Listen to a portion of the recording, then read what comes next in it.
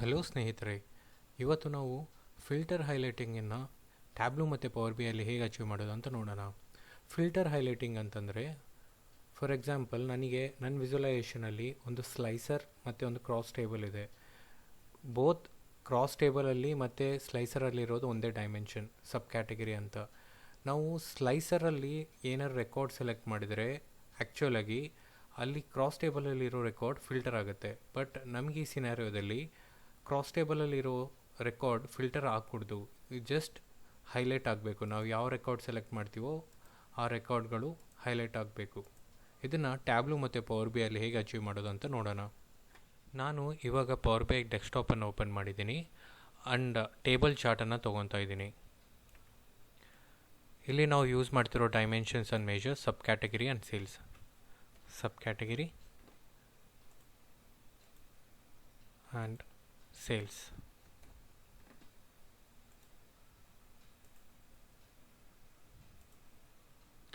And ನಮಗೆ ಬೇಕಾಗಿರೋ slicer sub category.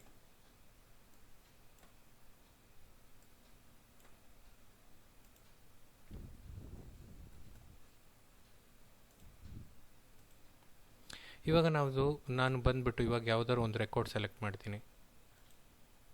Binder select ಮಾಡಿದರೆ ಓನ್ಲಿ ಬೈಂಡರ್ ಸೆಲೆಕ್ಟ್ ಆಗ್ತಿದೆ, ಉಳಿದಿರೋ ಎಲ್ಲ ರೆಕಾರ್ಡ್ಸ್ಗಳು ಫಿಲ್ಟರ್ ಆಗ್ತಿದೆ. ಬಟ್ ನಮಗೆ ಬೇಕಾಗಿರೋದು ಇದಲ್ಲ. ನಾನು ಯಾವ ರೆಕಾರ್ಡನ್ನು ಸೆಲೆಕ್ಟ್ ಮಾಡ್ತೀನೋ ಸ್ಲೈಸರಲ್ಲಿ ಆ ರೆಕಾರ್ಡ್ ಮಾತ್ರ ಹೈಲೈಟ್ ಆಗಬೇಕು, ಉಳಿದಿರೋ ರೆಕಾರ್ಡ್ ಎಲ್ಲ ಕಾಣಬೇಕು. ಸೊ ಇದನ್ನು ಹೇಗೆ ಫೈಂಡ್ ಮಾಡಬೇಕು ನೋಡೋಣ. ಮೊದಲನೇದಾಗಿ ನಾನೊಂದು ಹೊಸ ಟೇಬಲ್ ಕ್ರಿಯೇಟ್ ಮಾಡ್ತೀನಿ, ಸಬ್ ಕ್ಯಾಟಗರಿ ಅಂತ. ಸಬ್ ಕ್ಯಾಟಗರಿ ನಾಟ್ ಕನೆಕ್ಟೆಡ್ ಅಂತ. ಸೊ ಯಾಕಂತಂದರೆ, ಫಾರ್ ಎಕ್ಸಾಂಪಲ್ ನಾನು ಇವಾಗ ಒಂದು ಟೇಬಲ್ ಕ್ರಿಯೇಟ್ ಮಾಡ್ತೀನಿ.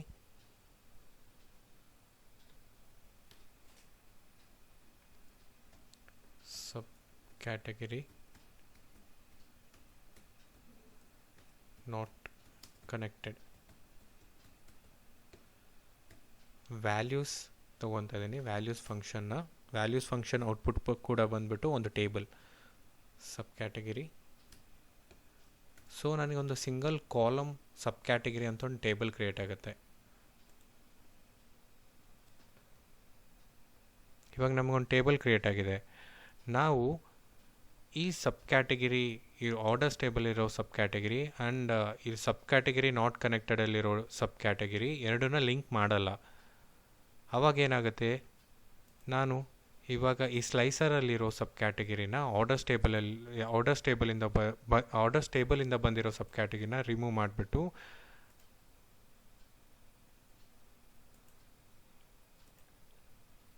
ನಾನು ಸಬ್ ಕ್ಯಾಟಗರಿ ನಾಟ್ ಕನೆಕ್ಟೆಡಲ್ಲಿರೋ ಸಬ್ ಕ್ಯಾಟಗರಿನ ತೊಗೊತಾ ಇದ್ದೀನಿ. ಸೊ ಆವಾಗ ಎರಡು ಟೇಬಲ್ಗೆ ಲಿಂಕ್ ಇಲ್ಲದೆ ಇರೋದ ಕಾರಣ ನಮಗೆ ಇವಾಗ ಯಾವ್ದು ರೆಕಾರ್ಡ್ ಸೆಲೆಕ್ಟ್ ಮಾಡಿದ್ರು ಈ ಕ್ರಾಸ್ ಟೇಬಲಲ್ಲಿರೋ ಸಬ್ ಕ್ಯಾಟಗರಿ ಫಿಲ್ಟರ್ ಆಗಲ್ಲ. ಬಟ್ ನಮಗೆ ಈ ವ್ಯಾಲ್ಯೂ ಹೈಲೈಟ್ ಆಗಬೇಕು. ಸೊ ಅದಕ್ಕೆ ಏನು ಮಾಡಬೇಕು ನಾವು? ಸೊ ಫಸ್ಟ್ ಸ್ಟೆಪ್ ನಾವು ಅಚೀವ್ ಮಾಡ್ದಂಗೆ ಆಯಿತು. ನಾವು ವ್ಯಾಲ್ಯೂ ಏನಾದ್ರು ರೆಕಾರ್ಡ್ ಸೆಲೆಕ್ಟ್ ಮಾಡಿದರೆ ಕ್ರಾಸ್ ಟೇಬಲಿರೋ ಸಬ್ ಕ್ಯಾಟಗರಿ ಫಿಲ್ಟರ್ ಆಗ್ತಿಲ್ಲ. ಇವಾಗ ನೆಕ್ಸ್ಟ್ ಸ್ಟೆಪ್, ಇವಾಗ ಇಲ್ಲಿ ಆರ್ಟ್ ಸೆಲೆಕ್ಟ್ ಮಾಡಿದ್ದೀನಲ್ಲ, ನಮಗೆ ಆರ್ಟಲ್ಲಿರೋ ಸೇಲ್ ವ್ಯಾಲ್ಯೂ ಹೈಲೈಟ್ ಆಗಬೇಕು. ಅದನ್ನು ಹೇಗೆ ಅಚೀವ್ ಮಾಡಬೇಕಂದ್ರೆ, ನಾವೊಂದು ಕ್ಯಾಲ್ಕುಲೇಟಿವ್ ಫೀಲ್ಡನ್ನು ಬರೀಬೇಕಾಗುತ್ತೆ. New calculation.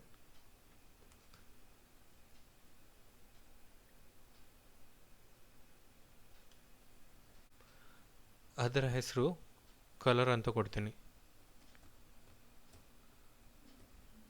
If selected value subcategory from orders table in values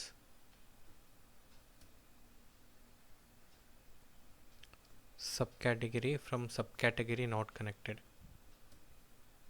if ಈ ಕಂಡೀಷನ್ ಟ್ರೂ ಆದರೆ ನನಗೆ ಆರೆಂಜ್ ಬೇಕು.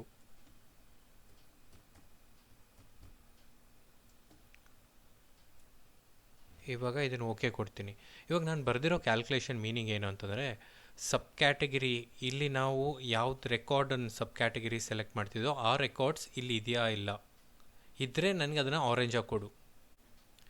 ಇವಾಗ ಈ ಕ್ರಾಸ್ ಟೇಬಲ್ ಫಾರ್ಮ್ಯಾಟಿಗೆ ಹೋಗ್ಬಿಟ್ಟು ಸೆಲ್ ಎಲಿಮೆಂಟ್ಸಿಗೆ ಹೋಗಿ ನಮಗೆ ಸಮ್ ಆಫ್ ಸೇಲ್ಸ್ ಮೇಲೆ ಬ್ಯಾಕ್ಗ್ರೌಂಡ್ ಕಲರ್ ಸೆಲೆಕ್ಟ್ ಮಾಡಿ ಇವಾಗ ಗ್ರೇಡಿಯಂಟಿಂದ ಫೀಲ್ಡ್ ವ್ಯಾಲ್ಯೂ ಹೋಗಿಬಿಟ್ಟು ನಾವು ಬರೆದಿರೋ ಕಲರ್ ಫೀಲ್ಡನ್ನು ಸೆಲೆಕ್ಟ್ ಮಾಡಿ. ಇವಾಗ ನೋಡಿದರೆ ನಾವು ಆರ್ಟ್ ಸೆಲೆಕ್ಟ್ ಮಾಡಿದ್ವಿ, ಸೊ ಆರ್ಟ್ ಮಾತ್ರ ತೋರಿಸ್ತದೆ. ಕಾಪಿಯರ್ ಸೆಲೆಕ್ಟ್ ಮಾಡೋಣ, ಕಾಪಿಯರ್ಸ್ ತೋರಿಸುತ್ತೆ. ಇವಾಗ ಮಲ್ಟಿಪಲ್ ವ್ಯಾಲ್ಯೂಸ್ ಸೆಲೆಕ್ಟ್ ಮಾಡಿ ನೋಡೋಣ. ಸೊ ಇದನ್ನು ನಾವು ಪವರ್ ಬಿ ಐಲಿ ಅಚೀವ್ ಮಾಡಿದ್ವಿ. ಇವಾಗ ಟ್ಯಾಬ್ಲೂಲ್ಲಿ ಹೇಗೆ ಫೈಂಡ್ ಮಾಡೋದು ಅಂತ ನೋಡೋಣ. ಇವಾಗ ನಾನು ಟ್ಯಾಬ್ಲೂ ಡೆಸ್ಕ್ಟಾಪನ್ನು ಓಪನ್ ಮಾಡಿದ್ದೀನಿ. ಇಲ್ಲಿ ಕೂಡ ನಾವು ಯೂಸ್ ಮಾಡ್ತಿರೋ dimensions and measures, sub category and sales. Sub ಕ್ಯಾಟಗರಿನ ರೋ ಲೆವೆಲಲ್ಲಿ ತೊಗೊಂಡೆ ಆ್ಯಂಡ್ ಸೇಲ್ಸನ್ನು ಟೆಕ್ಸ್ಟಿಗೆ. ಇಲ್ಲಿ ನಾವು ಒಂದು ಸೆಟ್ ಕ್ರಿಯೇಟ್ ಮಾಡಬೇಕಾಗುತ್ತೆ. ಅದಕ್ಕೆ ಸಬ್ ಕ್ಯಾಟಗರಿ ಮೇಲೆ ರೈಟ್ ಕ್ಲಿಕ್ ಮಾಡಿ ಕ್ರಿಯೇಟಿಗೆ ಹೋಗ್ಬಿಟ್ಟು ಸೆಟ್ಟನ್ನು ಕ್ಲಿಕ್ ಮಾಡಿ ಆ್ಯಂಡ್ ಯೂಸ್ ಆಲ್ ಕೊಡಿ. ಓಕೆ. ಇವಾಗ ಈ ಸೆಟ್ಟನ್ನು ರೋ ಲೆವೆಲಿಗೆ ತೊಗೊಂಬಂದ್ಬಿಟ್ಟು ಶೋ ಸೆಟ್ ಅಂತ ಕೊಡಿ ಆ್ಯಂಡ್ ಈ ಸೆಟ್ ರೋ ಲೆವೆಲಲ್ಲಿರೋ ತೊಗೊಂಬಂದ್ಬಿಟ್ಟು ಕಲರ್ಸಲ್ಲಿ ಡ್ರಾಪ್ ಮಾಡಬೇಕಾಗತ್ತೆ. ಇವಾಗ ನಾವು ಯಾವುದಾದ್ರು ರೆಕಾರ್ಡನ್ನು ಸೆಲೆಕ್ಟ್ ಮಾಡಿದರೆ ನಮಗೆ ಆ ರೆಕಾರ್ಡ್ ಬೇರೆ ಕಲರಲ್ಲಿ ತೋರಿಸ್ತಾ ಇದೆ. ಇಲ್ಲಿ ವೈಟ್ ತೋರಿಸ್ತಾ ಇದೆ ಆ್ಯಂಡ್ ಉಳಿದಿರೋ ಸೆಲೆಕ್ಟೆಡ್ ರೆಕಾರ್ಡ್ಸ್ ಬಂದುಬಿಟ್ಟು ಆರೆಂಜಲ್ಲಿ ತೋರಿಸ್ತಾ ಇದೆ. ಆ್ಯಂಡ್ ನಮಗೆ ಇಲ್ಲಿ ಆರೆಂಜ್ ಕಲರಲ್ಲಿ ಟೆಕ್ಸ್ಟ್ ತೋರಿಸ್ತಾ ಇದೆ, ಬಟ್ ನಮಗೆ ಆ ಪರ್ಟಿಕ್ಯುಲರ್ ಸೆಲ್ ಆರೆಂಜ್ ಕಲರಲ್ಲಿ ತೋರಿಸ್ಬೇಕು. ಅದು ಹೇಗೆ ಫೈಂಡ್ ಮಾಡಬೇಕು ಅಂತಂದರೆ ಇಲ್ಲಿ ನಾವು ಒಂದು ಅಡಪ್ ಕ್ಯಾಲ್ಕುಲೇಷನ್ನ ಬರೀಬೇಕಾಗುತ್ತೆ, ಒಂದು ಡಮ್ಮಿ ಕ್ಯಾಲ್ಕುಲೇಷನ್, ಅದು min of 1. ಸೊ ನಮಗೊಂದು ಆ್ಯಕ್ಸಿಸ್ ಕ್ರಿಯೇಟ್ ಆಯಿತು. ಈ ಆ್ಯಕ್ಸಿಸ್ ಲೆಂತ್ ತುಂಬ ಜಾಸ್ತಿ ಆಯಿತು. ಸೊ ಈ ಆ್ಯಕ್ಸಿಸ್ ಲೆಂತನ್ನು ಕಮ್ಮಿ ಮಾಡ್ಕೊಳ್ಳೋಣ, ಬಾರ್ ಸೈಜನ್ನು ಕಮ್ಮಿ ಮಾಡ್ಕೊಳ್ಳೋಣ. ಅದಕ್ಕೆ ಒಂದು ಟ್ರಿಕ್ ಏನು ಅಂತಂತಂದರೆ ಕಂಟ್ರೋಲ್ ಬ್ಯಾಕ್ ಸ್ಪೇಸನ್ನು ಕ್ಲಿಕ್ ಮಾಡಿ. ನಾನು 2 ಟೈಮ್ಸ್ ಕ್ಲಿಕ್ ಮಾಡಿದೆ, ನಮಗೆ ಇವಾಗ ಆ್ಯಕ್ಸಿಸ್ ಚಿಕ್ಕದಾಯಿತು. ಇದು ಶೋ ಹೆಡರ್ ಅನ್ಚೆಕ್ ಮಾಡಿ ಆ್ಯಂಡ್ ಇಲ್ಲಿ ಫಾರ್ಮ್ಯಾಟಿಂಗ್ ಮಾಡಬೇಕಾಗುತ್ತೆ. ಯಾಕಂತಂದರೆ ಈ ಸೇಲ್ ವ್ಯಾಲ್ಯೂ ಬಂದುಬಿಟ್ಟು ಈ ಬಾರ್ಸ್ ಮೇಲೆ ಓವರ್ಲ್ಯಾಪ್ ಆಗಬೇಕು. ಸೊ ಸೇಲ್ಸನ್ನು ಸೆಲೆಕ್ಟ್ ಮಾಡಿ ಆ್ಯಂಡ್ ಇಲ್ಲಿ ಅಲೈನ್ಮೆಂಟಿಗೆ ಹೋಗ್ಬಿಟ್ಟು ಸೆಂಟರ್ನ ಕ್ಲಿಕ್ ಮಾಡಿ ಆ್ಯಂಡ್ ಫಿಟ್ ಹೈಟ್ ಸೆಲೆಕ್ಟ್ ಮಾಡೋಣ ಆ್ಯಂಡ್ ಸ್ವಲ್ಪ ಸೈಜ್ ಇನ್ಕ್ರೀಸ್ ಮಾಡೋಣ. ಸೊ ಪ್ರಾಪರಾಗಿ ಕಾಣುತ್ತೆ.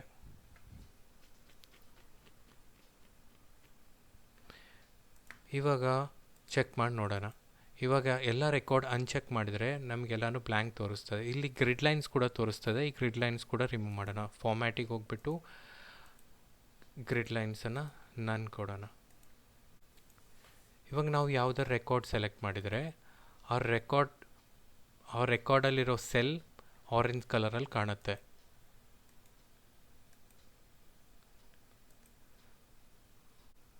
ಹೀಗೆ ನಾವು ಫಿಲ್ಟರ್ ಹೈಲೈಟಿಂಗನ್ನು ಟ್ಯಾಬ್ಲೂ ಮತ್ತು ಪವರ್ ಬಿ ಐಲಿ ಹೇಗೆ ಫೈಂಡ್ ಮಾಡೋದು ಅಂತ ನೋಡಿದ್ವಿ.